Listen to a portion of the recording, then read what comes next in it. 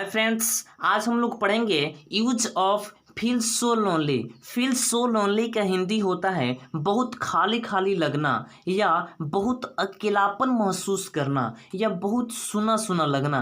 तो इस तरह का सेंटेंस अक्सर हम लोग के लाइफ में आ जा रहता है कि तुम्हारे बिना मुझे बहुत सुना सुना लगता है, उसके बिना उस दिन मुझे बहुत सुना सुना लग रहा था, तुम्हारे बिना मुझे बहुत सुना सुना लगता था। तो इस तरह के सेंटेंस को इंग्लिश में बनाने के लिए चलिए इसका हम लोग स्ट्रक्चर देखते हैं कि इसका स्ट्रक्चर क्या होता है। तो सबसे पहले हमें लिखना है सब्जेक्ट। सब्जेक्ट के बाद मैं लिखा हूँ हेल्पिंग वर्ब। दोस्त यहाँ पे यदि हेल्पिंग वर्ब आएगा तो आपको लगाना है, और नहीं आएगा तो नहीं लगेगा। अब मान लीजिए कि प्रेजेंट इंडिफिनिट में तो हेल्पिंग वर्ब आता नहीं, अफर्मेटिव सेंटेंस में तो यहाँ पे हेल्पिंग वर्ब नहीं आएगा।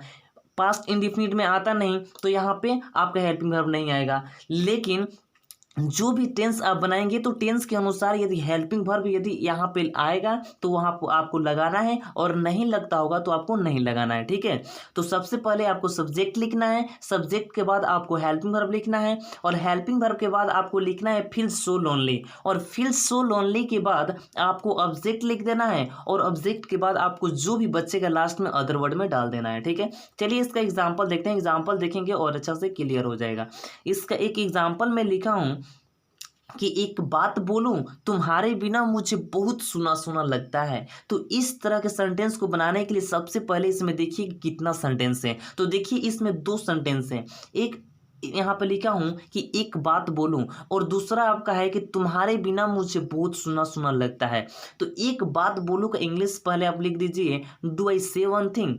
ठीक है, और उसके बाद तुम्हारे बिना मुझे बहुत सुना सुना लगता है। तो किसको सुना सुना लगता है? मुझे। तो आपका यहाँ पे ये सब्जेक्ट हो गया, तो सब्जेक्ट में लिख दिया आई। अब देखिए प्रेजेंट, यहाँ पे प्रेजेंट इंडिफिनिट है, ये मुझे बहुत सुना सुना लगता है, तो इसलिए यहाँ पे हेल्पिंग वर्ब आपका नहीं आएगा। ठीक है, तो यहाँ पे डायरेक्ट में लिखा हूँ आई, और हेल्पिंग वर्ब ना लेकर यहाँ पे डायरेक्ट में लिख दिया हूँ फील सो लोनली।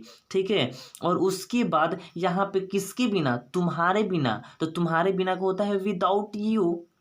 ठीक है, बिल्कुल सही सेंटेंस है। तो आपका कंप्लीट सेंटेंस हुआ, डू आई से one thing, I feel so lonely without you. बिल्कुल सही सेंटेंस है। चलिए नेक्स्ट एग्जांपल देखते हैं। आपका नेक्स्ट एग्जांपल है कि मुझे यहाँ पे मतलब आप किसी से बोले कि तुम्हारे बिना मुझे बहुत सुना सुना लगता है, तो वहाँ पे वो सेकंड पर्सन बोल रहा है कि मुझे भी उस दिन बहुत सुना सुना लग रहा था। तो यहाँ पे मुझे भी उस दिन मतलब किसी और दिन को बता रहे हैं। तो सबसे पहले किसको लग रहा था? मुझे। तो मुझे आपका सब्जेक्ट हो गया आई, लग रहा था पास्ट का है, तो इसलिए यहाँ पे आपका होगा वाज। तो आई वाज, और भी का होता है ऑल्सो।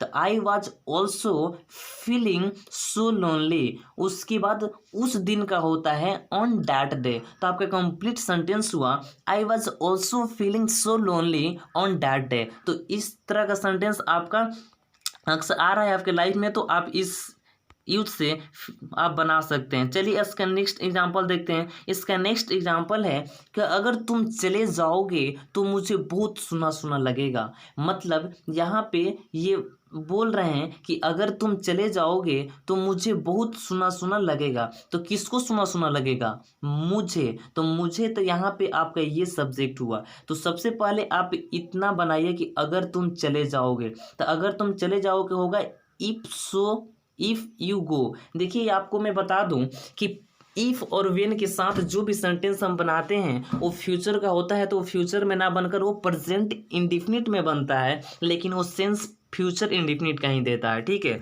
तो आपको ये ध्यान में रखना होगा। यहाँ पे है तो ये आपका फ्यूचर इंडिफिनिट, लेकिन यहाँ पे मैं लिख बनाया हूँ प्रेजेंट इंडिफिनिट में। तो लिखा हूँ कि if you go. If you गो का हिंदी हुआ कि अगर तुम चले जाओगे। तो उसके बाद किसको बहुत सुना सुना लगेगा भाई? तो यहाँ पे मुझे। तो मुझे का आपका सब्जेक्ट हो गया आई, और उसके बाद यहाँ पे देखिए इफ और वेन नहीं है, इसलिए मैं लिखा हूँ direct I self.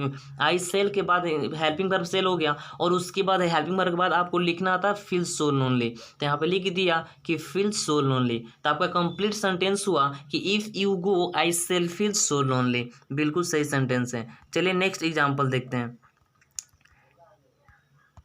Next example है कि मुझे यहाँ बहुत मुझे यहाँ तुम्हारे बिना बहुत सुना सुना लग रहा है। मतलब यहाँ पे कोई कहीं गया हुआ है और वो बोल रहा है कि मुझे यहाँ तुम्हारे बिना बहुत सुना सुना लग रहा है। तो सबसे पहले किसको लग रहा है भाई? तो मुझे लग रहा है। तो मुझे आपका सब्जेक्ट हो गया आई, हेल्पिंग वर्ब आपका हो गया आई के साथ एम, और उसके बाद ये प्रेजेंट कंटिन्यूअस, इसलिए यहाँ पे आपको फीलिंग हो गया है। तो I am feeling so lonely here, उसके बाद किसके बिना?